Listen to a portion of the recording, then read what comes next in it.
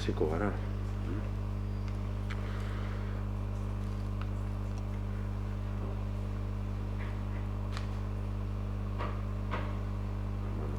Eta 2022ko martxoaren 7an, arratsaldeko 7etan, ezoiko bilkura ospatzen dugu. Gai zerrendan 9 puntu dagoz, eta komentatu kendun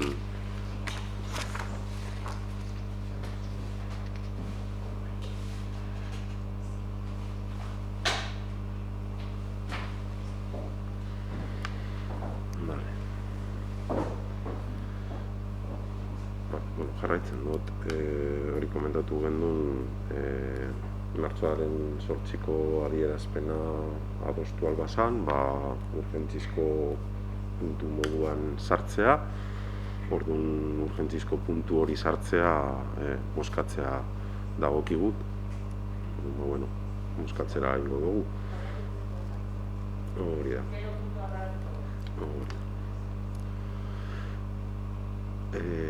Puntua sartzearen aldeko bozkak? Aho batez.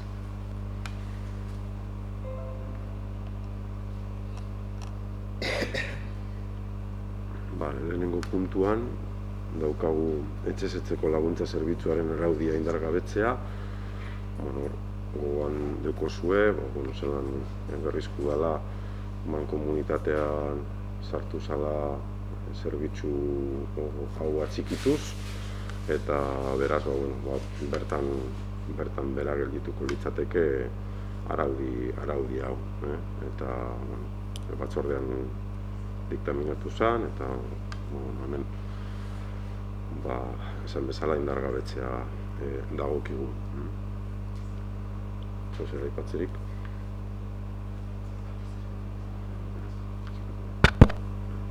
Bai, bueno... A ver, zapiztu? Txain, txakatu, Josu.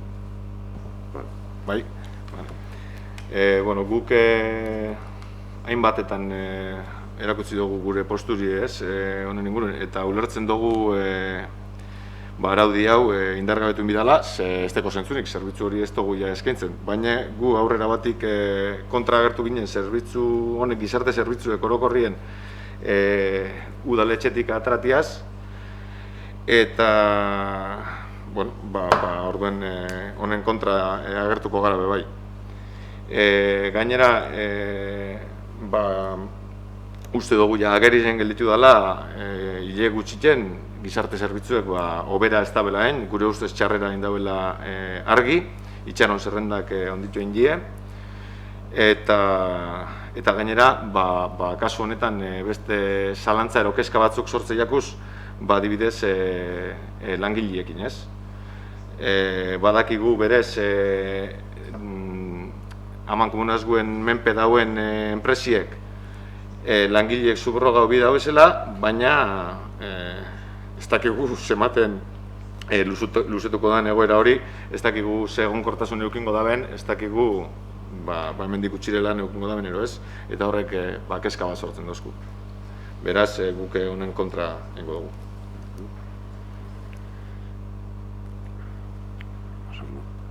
Besterik?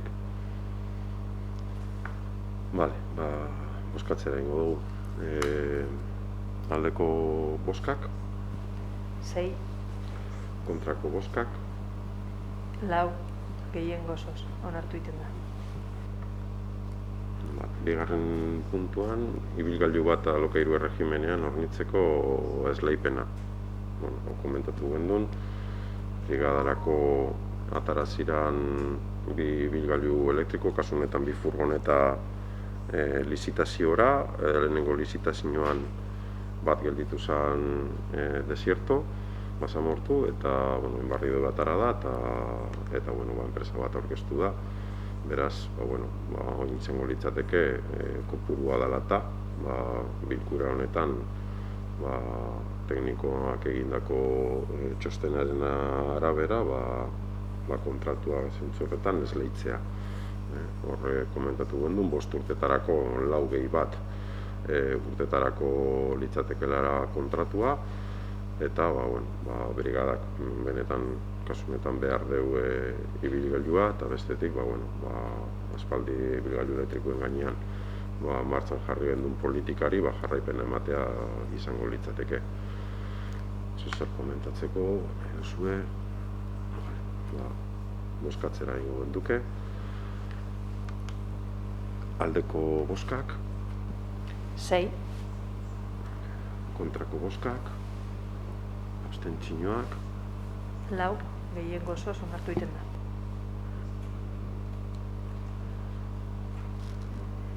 Hirugarren puntuan, dekogu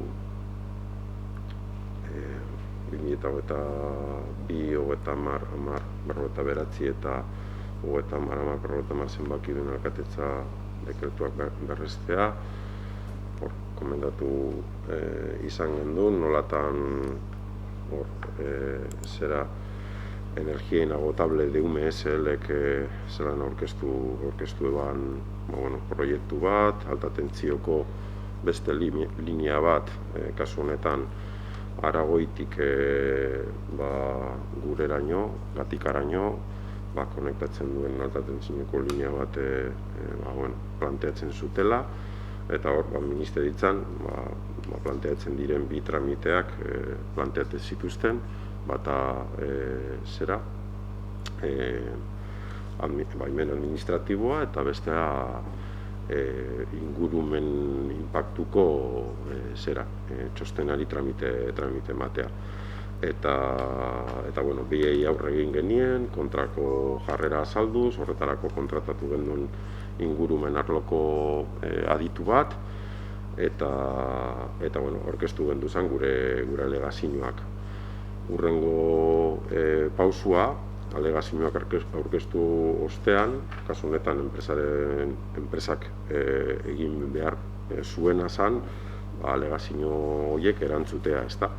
Eta alegazio horiei erantzuna eman ziren enpresak, ikusi baduzu txostena, alegazioen erantzunak ez dire bapere landuak, eta ezesko ematen digute. Orduan guk kontrarreplika prestatu behar izan dugu, beste txosten bat, eta hori da aurkeztu da.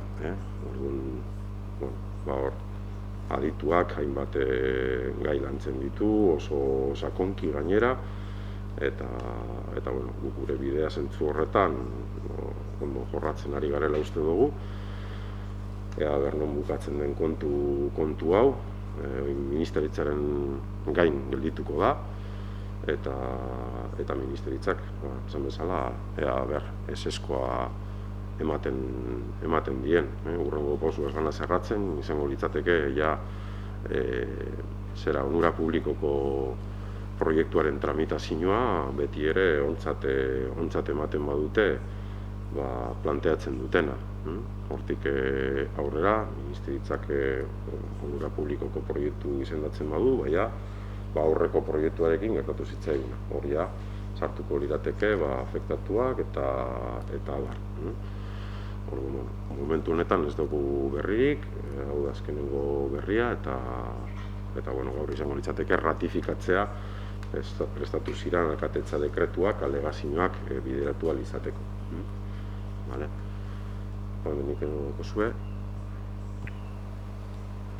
Gu lehenengotatik agertu gara proiektu honen kontra, eta prest inbierdana egiteko, ero aldana bintzet proiektu gelditzeko ez, eta honetan be ados gauz, eta hemen barrero eskintzen dugu gure burue bidana egiteko, hau gelditzeko.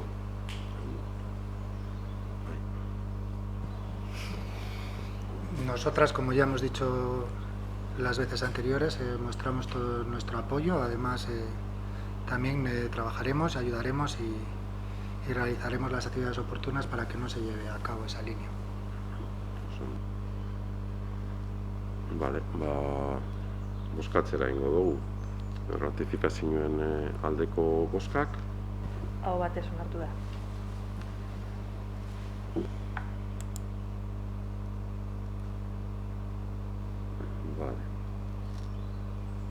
Laugarren puntu puntuan, berrizko bide publikoen inventarioaren hasierako onarpena, hainbat aldiz komentatu izan dugu, nolatan beharrezkoa ikusten gendula bide publikoen inventarioari bultzada bat ematea, alde batetik udal bideak benetan zeintzuk diren zehazteko, eta bestetik historikoki ezagutzen ditugun hainbat liskar alegintzeko edo ekiditeko alegin horretan tresna eraginkorra dalako. Tartean badakigu liskar horiek agerian egongo direla, baina dagokigun kontu bada eta espero hemendik hilabete batzutara behin betikoz bide publikoen inventario hori gauzatuta izatea. Horretarako sendo enpresa kontratatu zen kasu honetan, eta orain dela gutxitxo kulturetxean egin zen aurkezpen publikoa teknikoen partetik, pixkat arlo metodologikoa herritarrei azaltzeko, eta teknikoek hainbat gai azaldu zituzten, eta hurrengo pausua komentatu zenaren harira litzateke hasierako onarpena ematea egindako lanari.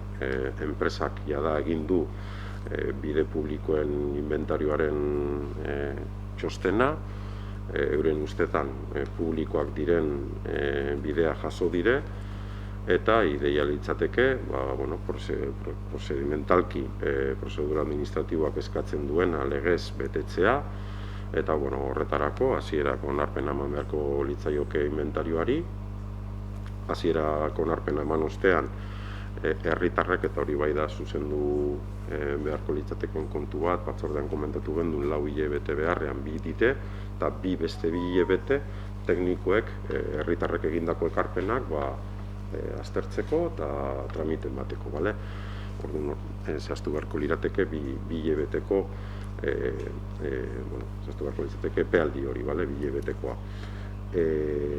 Eta hortik abiatuta, 2 hilabete alegazioak jasotzeko, 2 hilabete alegazio horiek erantzuteko, eta gero guk udal moduan onartu beharko genituzke batzuk, bai ez, hori aztertu beharko genduke, eta barri dobe bilkurara ekarri behin betiko onarpena emateko.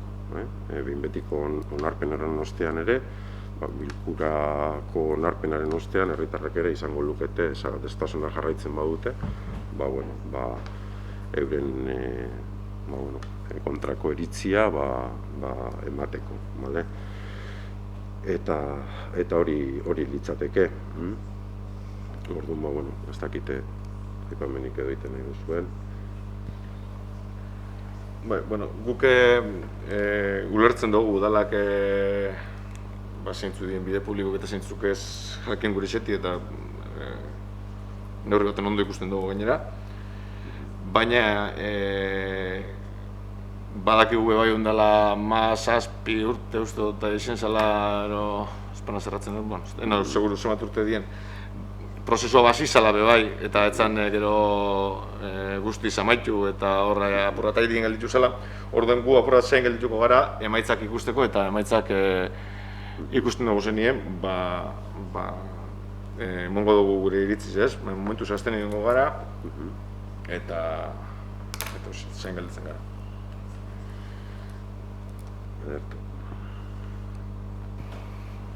Por nuestra parte, solo queríamos hacer una pequeña anotación, ya que varios afectados con el tema de los caminos nos han hecho saber que les gustaría que se publicara bien el tema de cuándo se van a poder presentar las alegaciones y que se haría para que se enterara todo el mundo. No sé si se va a hacer individualmente a todos los afectados, si se va a hacer por medios escritos, si se va a hacer en la web del ayuntamiento. Afektatuak herritar guztiak izan daitezke, hau da, edonork egin dezake alegazio bat, eta afektatua izan daiteke bidea albotik pasatzen dion norbait, edo berez inguruan bizi den norbait ere, ez da. Auzotarrei batez ere bai, aleginduko gara komunikazio zuzena luzatzen, baina bestelan komunikazio zabala orokorra egingo dugu.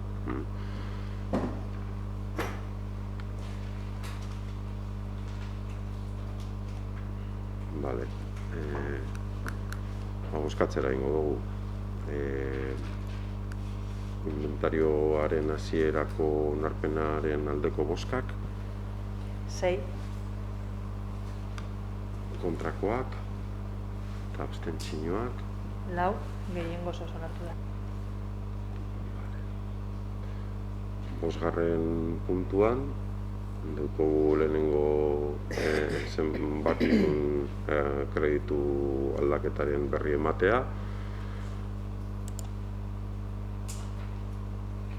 Hauek batzordean komentatu izan dugu, nolatan berriz buruko kirol eta aisialdi parkean inbertsio bat gauzatu ahal izateko diru laguntza bat eskatu zala Aldundian. 3. postuan gelditu da gure udalerria, 50 proiektutatik, eta 129.000 euro jaso ditugu. Diru hori izango litzateke, txikitzea, hori da espedienteak ahalbidetzen duena. Gero aurrekontuetan ikusiko dugu nolatan proiektua gauzatu ahal izateko diru gehiago udalak txertatu behar duen.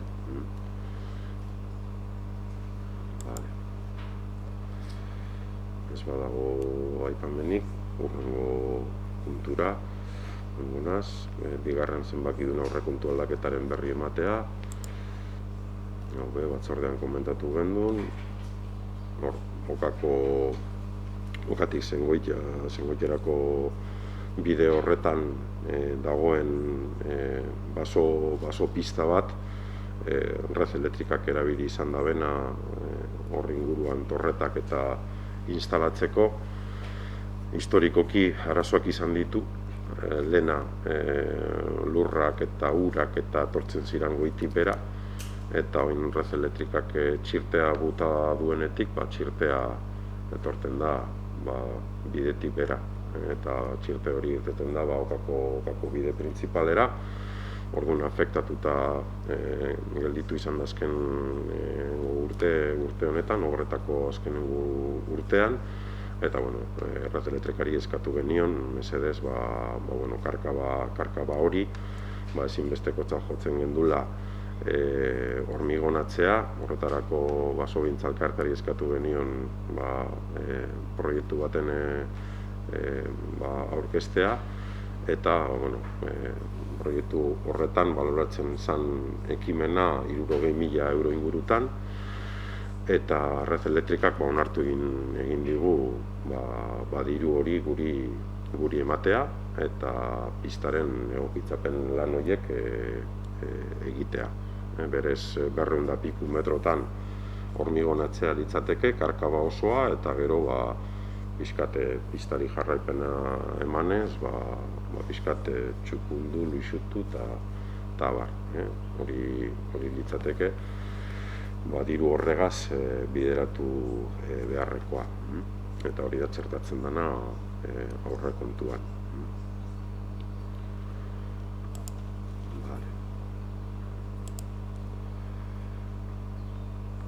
Ez badago ezer, 7. puntura pasatuko gineteke.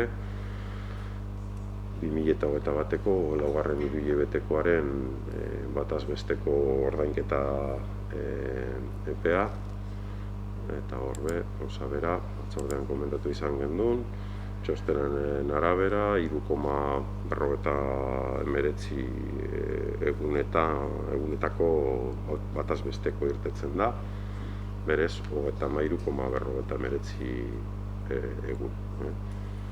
Faktura jasotzeko 30 lehenengo egun horiek bermatuta.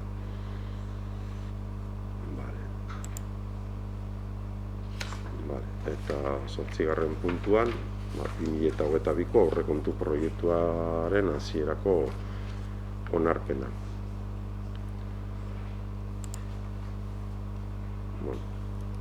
2022 22ko aurrekontua pixkat alderatzen badugu pasadan urteko aurrekontuarekin, esan genezake 570.000 euro gehiago izango genituzkela aurtengorako, ia 10% gehiago, eta batez be, igoera hau oinarritzen dela sarreretan udalkuntzaren bitartez aurten aurreikusten dan, aurtengorako aurreikusi izan dan igoeragatik, ezta? Hori da elementurik nabariena, diru sarrerek gora egiteko.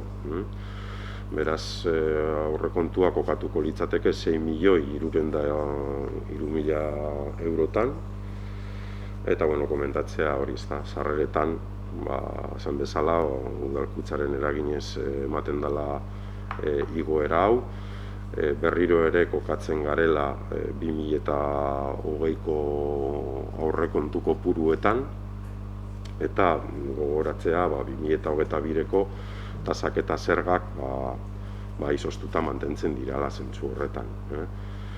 Gero gastuei dagokionez, bigarren kapituluan, ondasun arrunten eta zerbitzuen gastuetan, hor gorakada bat ematen da, 10% bai, gutxi gora bera, eta batez ere, hainbat partidek gora egiten dutelako, horre aipatu izan ditugu, elektrizitatean, gazan, hondakinen gestioan batez ere, hobekuntza batzuk planteatzen direlako, eta azpiegitura desberdinetako mantenuetan ere, gorakada nabarmena ematen da hainbat partidetan. Gero bai aipatzea, toki garapeneko aholkularitza zerbitzu berria martxan jarri dela urtengoan, eta ja da lanean diardu aholkularitza zerbitzuak, eta hor berez 24.000 euro edo horri inguruan 25.000 euro inguru gehiago lirateke aurreko urtean bestelako kontratazio bat begon zalako jardun erdian, eta hau jardun osoan izango litzateke. Gero kultura eta kirola eta bestelako arloek berreskuratzen dute pixkat esan bezala 2020ko martxa, pandemia aurreko martxa, eta beraz igoera zehatz batzuekaz, baina batez ere mantentzen dute euren oinarteko aurrekontua. Eta esan bezala horrek eragiten du igoera horretan. Eta gero, laugarren kapituluan, transferentzien atalean, batez ere aipatzekoa, partida horretan igoeratxo bat dago, aipatzea txertatu diren 24.000 euroak merkataritza, ostalaritza eta profesionalentzako diru laguntza programa bideratzeko. Hori aurreko urtean gerakinaren bitartez egin zen, baina ez aurrekontuaren bitartez. Aurrekontu orokorraren bitartez zan aurreikusi partida hori. Eta bukatzeko inbertsioetan, aurreko urtearekin alderatuta, 183.000 euro gehiago aurreikusten dira, 18 gehiago, eta aipatzeko dauden obrarik edo ekimenik esanguratzuenak, lirateke Kanposantuko bidearen txukunketa, jakin badakigu, Kanposantuaren obrekin gabiltzala, eta Kanposantuko obrak bukatzerakoa komenigarria da, bidea ere txukuntzea, gure hornitzea zera, Kanposantua eta hortuak, argindarra ere ganoraz bideratzea eta ingurua argiztatzea behar den moduan. Eta bestetik, bertan inguruan dagozan arrezi guztiak pixkat txukundu eta eremua orokorrean hobetu. Hori litzateke ekimen bat, 255.000 eurotan kokatuko litzateke ekimen hau. Bigarrena litzateke aipatu dugun Berrizburuko kirol eta aisialdi parkearen pixkat hobekuntza, hainbat azpiegitura hobetuz eta baten bat berria sortuz, kasu honetan skate parkea handituko litzateke, Iñaki Lejarreta zirkuitoan ere Irimineko basoan peralte eta hobekuntza batzuk egingo lirateke, eta gero Berrizburuko Lautadatxoan, Eskumak aldean, horrek ikusten da, punt track, famatu egin den punt track hori, albidetzea bertan orotara, 248.000 euro lirateke, eta horietatik 129.000 aldundiak jartzen ditu. Eta bukatzeko, beste ekimen aipagarri bat, Kulturetzeko liburutegian aire egokitua instalatzea, eta horretarako albidetzen dire 40.000 euro. Orokorrean esan bezala, pixkat berreskuratzen dugu pandemia aurrekontua.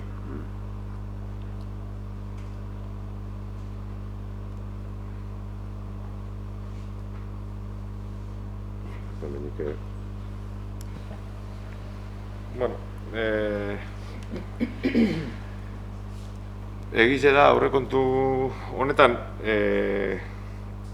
gure ekarpen batzuk jaso diela, ointxe esan duzun azken hori gure ekarpen ezin da liburutegiko aire girotua jartzie, egize dan bero egiten da benien oso gatsa dela egotie.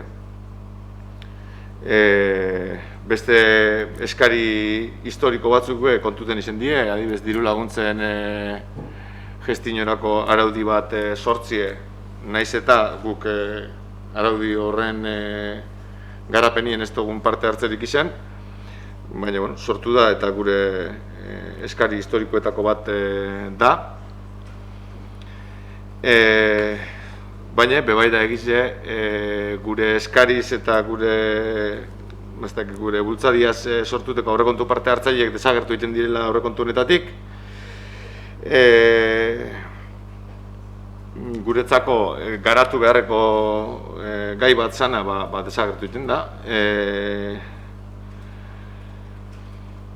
Ez dakigu non galditzen dien aurrekontu parte hartzaile horretan onartuek izan ziren proiektuekin badiko proiektuek, engo dien, ez dien engo.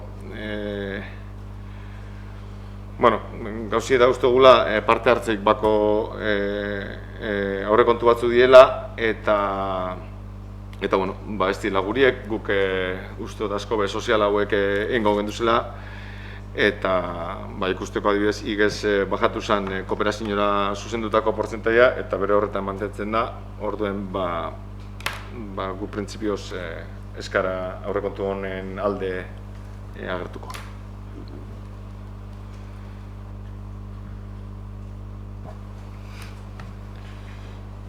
Nosotros volveremos otra vez a votar en contra, porque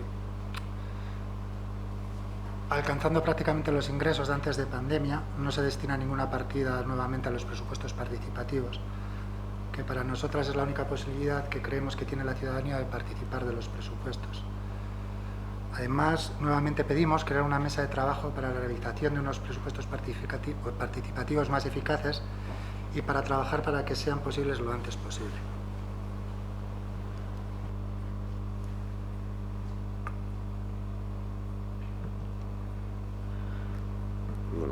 Aurrekontu parte hartzaileen inguruan komentatu gendun bai batzordean gure iritzia, komentatu gendun ere aztertu egin behar zala pixkat martxan jarritako eredua, horretan nik uste dut danok ados azaldu ginela, egia da oraindik ez dela plazaratu zer nolako aldaketa proposatzen dugun udal talde moduan, baina bai komentatu gendun, aurrekontu parte hartzaileetan ez boska gehien jaso zutelako, baina bai zerrendatuta agertzen ziralako, hainbat ekimen gauzatzeko konpromisoa bai hartu dugula, komun publikoak instalatzea barne, gero bestetik komentatu izan da parke naturalizatua egitea Berrizburun, eta hainbat eskaera bide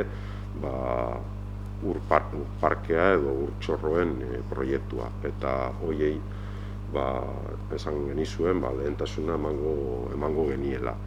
Bestetik, planteatzea aurrekontu parte-hartzaile parte-hartzaileak bultzatzeko formula berri bat. Eta hori gure konpromesua da eta bai bideratuko dugu.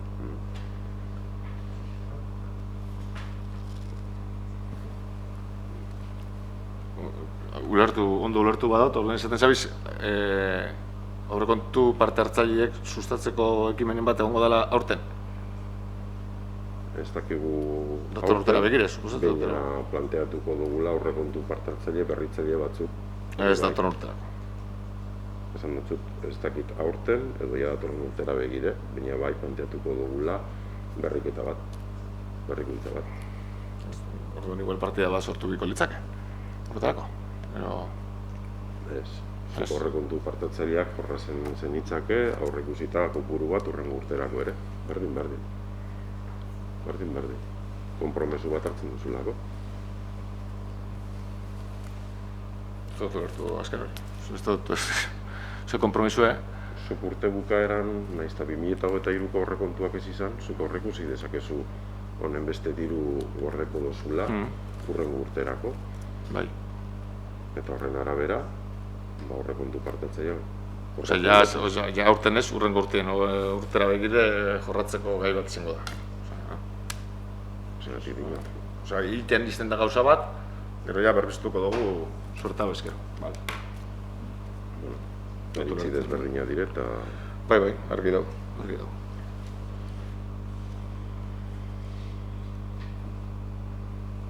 Oso ondo, bozkatzera ingo dugu. Aldeko aurrekontuaren aldeko bozkak. 6. Kontra. 4, gehiengo osoz onartu itena.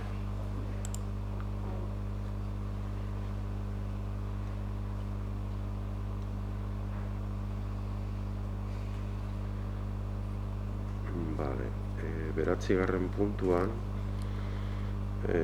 dugu SEAT, Sahara Republika Demokratikoaren 46 urte horrena berrizko udalaren adierazpen instituzionala, eta hor dakit igual nahi baduzue prentzakoak bertan dago, Maialen, Naikari, igual zuei pasatzea adierazpena, ondo bat eritzozue, irakurri gabe, eta martxoaren 8koarekin gauza bera egin genezake, ondo iristen motzazue.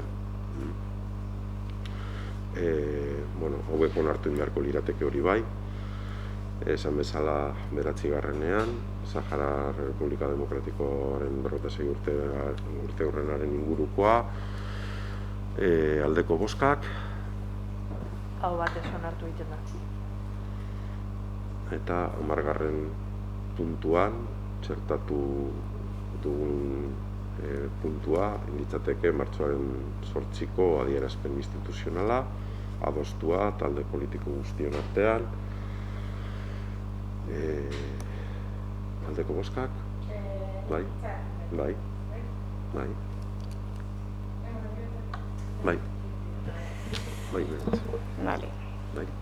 Bueno, hemen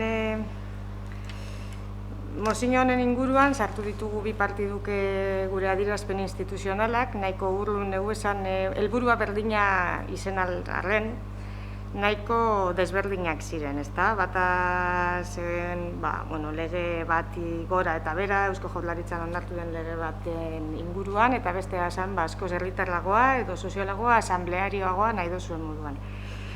Pentsatzen dut bi aldietatik egin dugula ahalegina adostasun batera iristeko, gauza batzuk aldatzea onartu dugu, batzuk zein beste batzuk.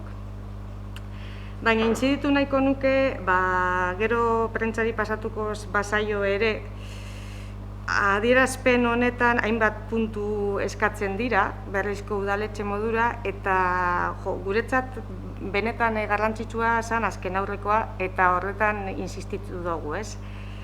Eta azken aurreko hori datza, mahai bat sortzean, herriko mahai bat sortzean, non egongo ziren udalteknikari, politikari, eragile sozial, sindikal, hezkuntzako kide, herritar desberdinak, norbanako desberdinak, eta guzti horien artean, zaintza sistemari buruzko diagnostiko bat egin, zer egin aldan pentsatu, ideiak euki, eta bertan gure ideia zen, bertan parte hartzea, hainbat eta jende gehienak, anitzenak, eta horretaz interesa euki dezaketenak, eta aportatu dezaketenak. Orduan, gu baino askoz gehiago seguramente aportatu aldabenak. Eta eskatzen gendun, azken puntu bezala, hor erabakitakoa, mai horretan erabakitakoa, loteslea izatea. Hau da, udaletxe honek, hor erabakitzen dana, egiturakitzeko, egikaritzeko, konpromesu hartzea. Baina hor erabakitzen dana, eta hori ez dugu lortu. Hori ez dugu lortu, saiestu dozue lotesle hitza, behin eta berriro, sinonimoak bez, antzerako zerbait idatziz, baina ez dela hori, adostasunean oinarritutako prozesu batek, adostasunean, baina adostasun hori heltzen danean, adostasun horrek egoki behar dau, behar da gure gainetik. Adostasun hori, egin behar dugu, konprometitu, aurrera eramango dugula, eta hori ez dugu lortu. Orduan, guk adierazpena honen alde egingo dugu, ezer baino gehiago dalako, eta importantea iruditzen jakulako guztion artean zerbait adostu dugula herriaren aurrean ateratzea, baina ez nahikoa da. Pentsatzen du batzutan kontrola soltatu behar dela. Besteak ere gai dira egiteko, eta igual, maioria absoluto batean, igual hori ahazten da askotan, eta kasu honetan pentsatzen dut ahaztu dela edo gainetik pasatu nahi izan dela. Eta faltan botatzen dut benetan, hitz hori hor egotea. Adostasunean oinarrituta baina adostasun hori gero konprometitu behar gara errespetatuko dugula, eta hori ez dau inun jartzen. Orduan, gure bozka aldekoa da, baina gustatuko jatzikun, urrengo urteari begira, ia hor pausotxo bat emoten da. Komentatzea horren arira eta komentatu izan dugu bozeramaien batzarrean, guretzat garrantzitsua dela orain arte indarrean izan dugun laugarren plana, erraminta gisa, berdintasuna bilatze aldera esparru guztitan, ildo estrategikoen artean ere zaintza dago, bere sasoian egin ziren lanketa batzuk, lanketa horiek hor dagoz, geldirik, horiek guztion berri egon beharko lirateke, edo eskura egon beharko lirateke, eta hor prozesu bat martxan jarri izan, parte hartzailea. Orduan, beti planteatu duguna da, laugarren planarekin egin zana, eta da hildo hortatik doana. Hau da, adostasunan oinarrituta, parte arte prozesu bat zabaldu, eta eragile desberdinek proposatzen dutena, 5. planean jaso. Baina beti ere, aurretik, 4. planaren diagnosia eta ebaluazioa egin ostean. Eta hori dagokio, arlo teknikoari oin egitea, eta hortik abiatuta, diagnosi eta ebaluazio horren abiapuntutik abiatuta, 5. plana abian jarri. Eta 5. plan horren barruan bai ikusten dugu, parte hartze prozesu, ireki, adostua, gauzatzea eta zaintzarena ere sartzea 5. planean. Eta egituratuta izan benetan zein dan gure udal plana. Plan osotua, planen artean adostua. Eta, orain izan diteke zaintza, orain izan diteke marka ditzagun lanildo estrategikoak zeintzuk diren, eta hori utziko diegu. Hori da gure planteamendu, eta horrezeratik sartu nahi izan dugu, azkenengo puntu gisa, konpromesu hori. Eske konpromisoa ez da gertzen. Eske hori da saiestu duzuena. Jarri duzue adostasunean oinarritutako prozesu bat izango da 5. planaren baitan jorratzekoa. Jorratuko da. Baina ez dozu esaten hor adostasunean lortzen dana, loteslea izango dela, gero udaletxak egingo da bezan ekintzen. Adostutakoa? Interpretazioari atea irekita izten diozue, gureak ez zuek bai. Hala ere, onartuko dugu, eta eskarepiniko ados, hemen ez da, jake onartuko dugu, esko ez gehiago ez da bai datzen.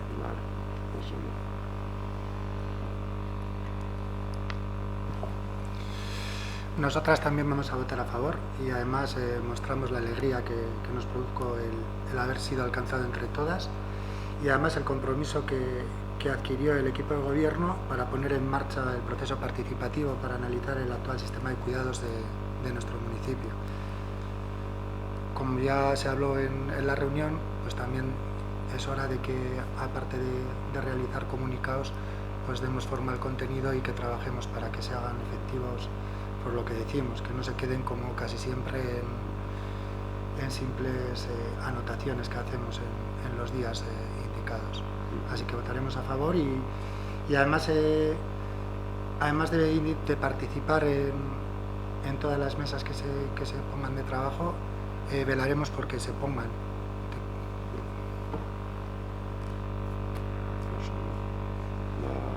Esan bezala, bozkatuko dugu.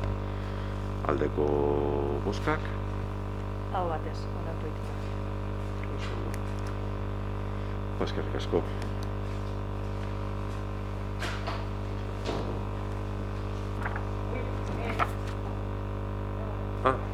Zer? Bai, barkatu, David. Barkatu, David. Bai. Bueno, como ya sabéis, la semana pasada presentamos una moción para que Martina Ibaibarriaga contase con una calle con su nombre en nuestro municipio. A raíz de esta moción que presentamos, nos reunimos la semana pasada a la Junta de Portavoces y llegamos a un acuerdo. Nos comprometimos a crear una mesa de trabajo en la cual se formaran parte los grupos feministas y sociales del municipio que así quisieran participar y entre todas elegir a una mujer para dar nombre a la próxima calle, plaza o lugar de interés de nuestro municipio. Y así desde el ayuntamiento seguir dando pasos en la feminización de las calles municipios y lograr acuerdos entre todas.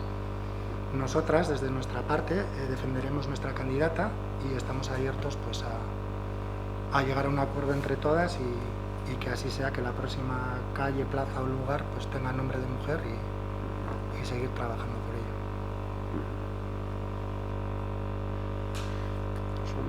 Eskerrik asko, David.